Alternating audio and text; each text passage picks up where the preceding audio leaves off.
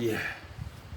경전 공부를 하게 되면은 아무래도 이 불지견이 생기고 또 쉽게 말하면 근기가 높아질 수 있다. 그리고 정도를 배우니까 바른 정견, 그렇죠. 정견.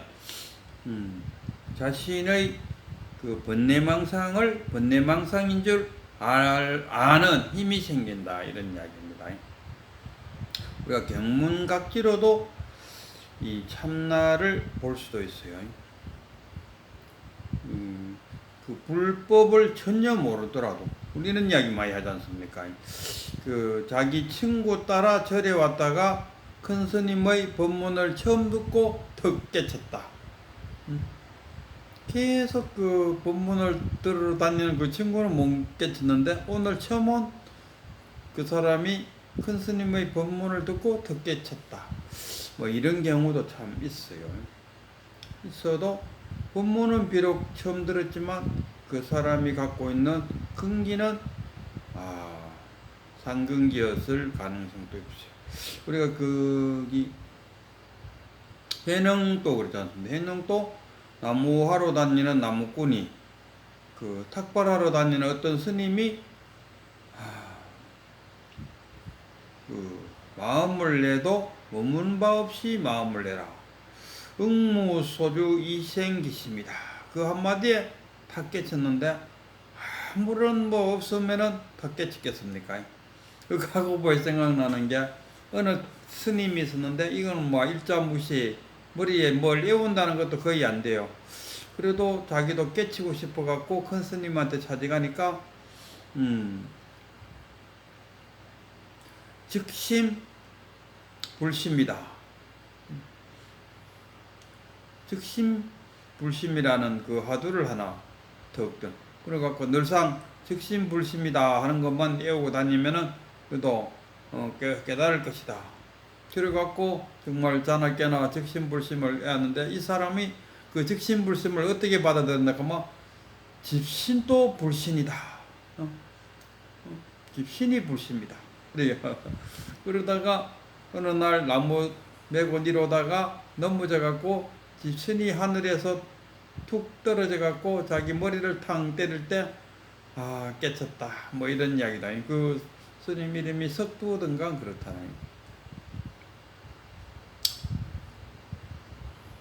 그래서 이 깨달음이 어디서 올 것인가?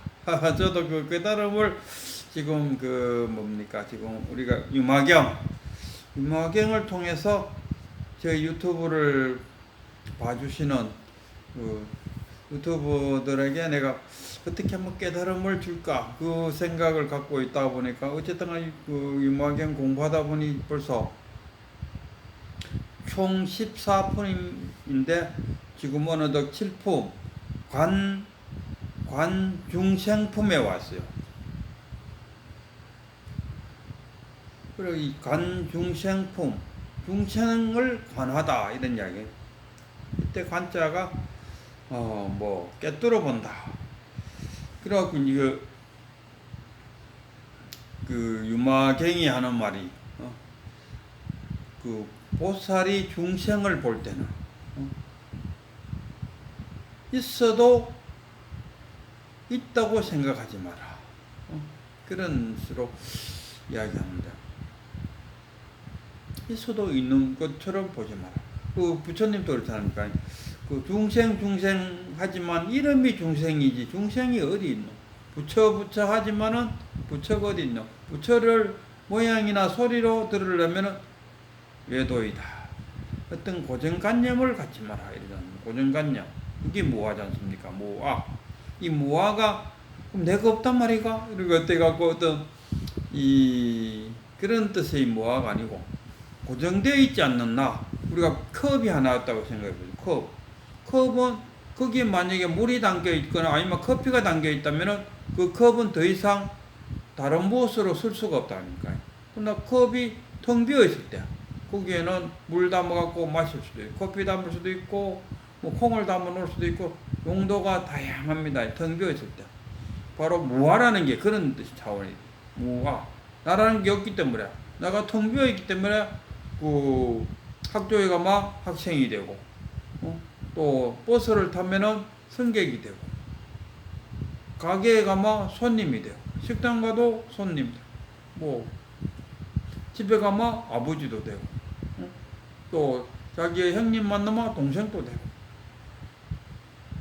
다양하게 자기가 뭐든지 될 수 있다 아닙니까? 될 수 있다는 것은 내라는 고정된 실체가 없고 텅 비어 있기 때문에 가능하다는 거예요. 그렇게 우리가 텅 비어 있다 했을 때 그 텅 비어 있음을 무하다 했을 때 그 무하를 그런 차원에서 받아들여야지, 이 무하를 무기공적으로 무기공적으로 받아들이면 안 된다, 이런 이야기입니다.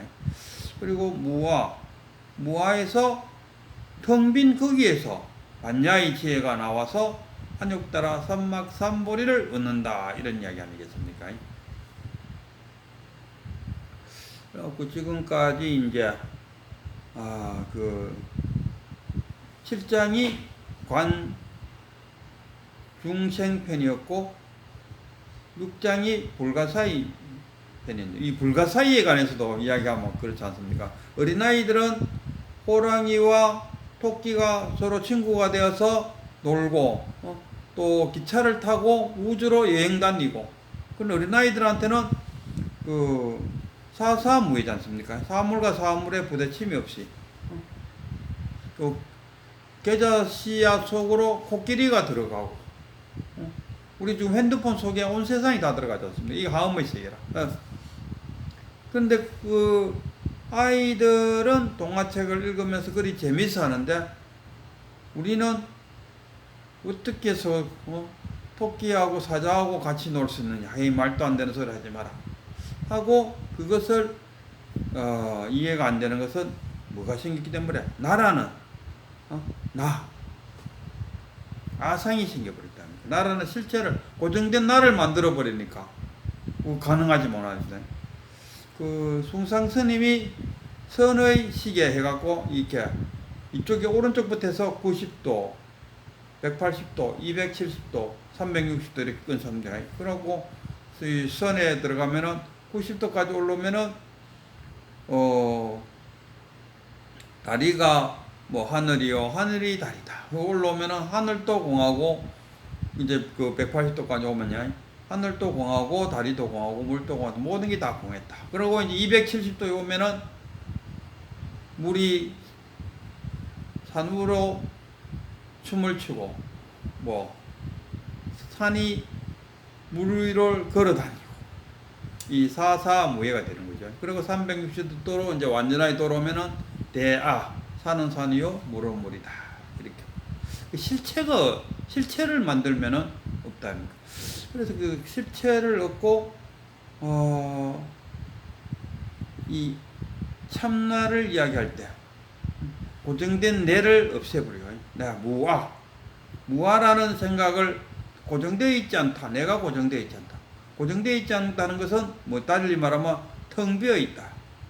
텅 비어 있는 그 순간에서 분별심이 일어나지 않는 어느 한 순간, 그 순간에 참나가 탁 보여요.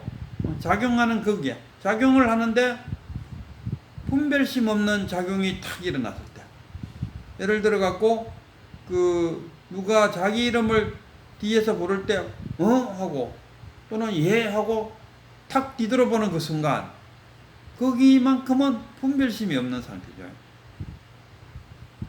어떤 사람이 와서 서울역 가려면 어디로 가야 됩니까? 할 때 자기가 알고 있으면 저쪽으로 가면 됩니다. 거기에는 아무 분별심이 안 떠올랐어요. 서울 가려면 어디로 가요? 저기로 가세요.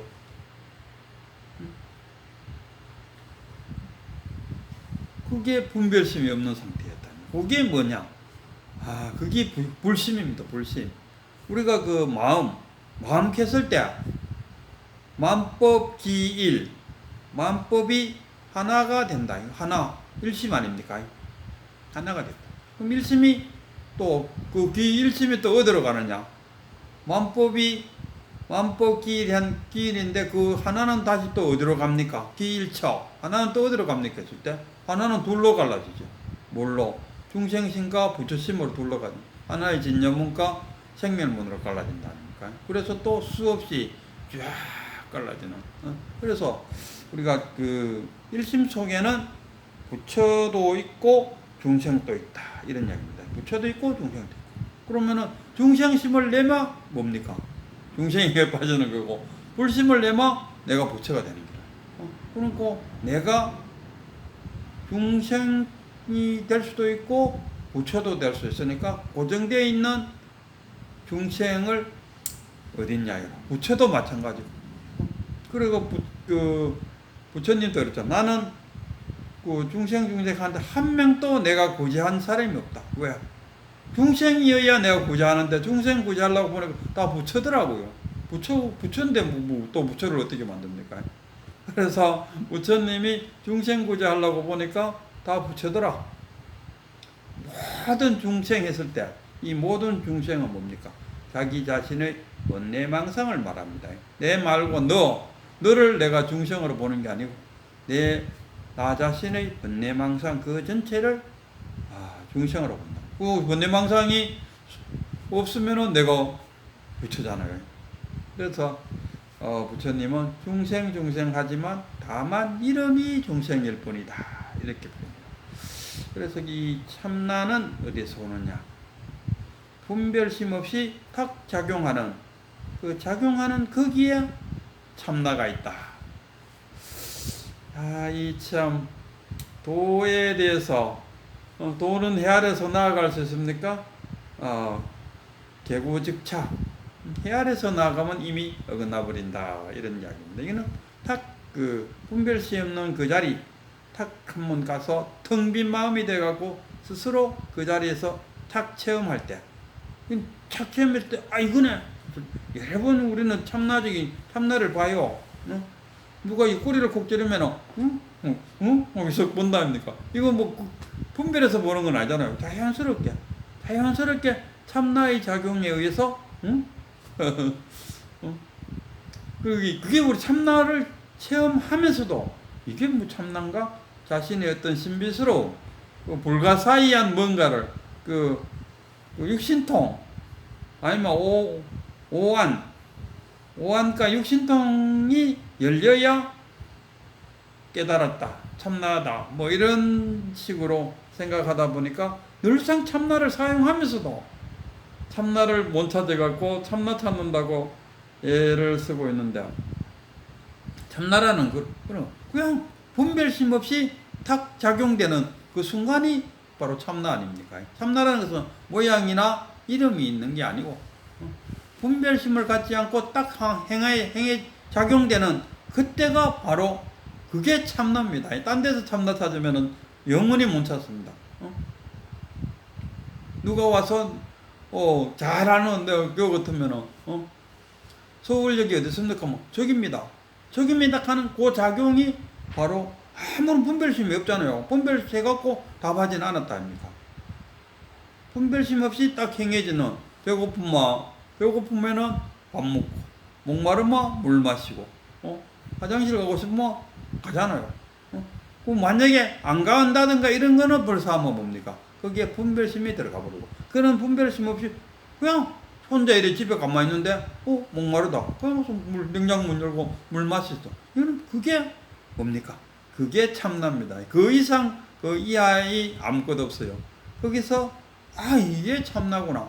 내가 분별하지 않고 작용했다 아닙니까? 분별하지 않고 작용한 그 작용이 바로 참나다 이런 이야기입니다.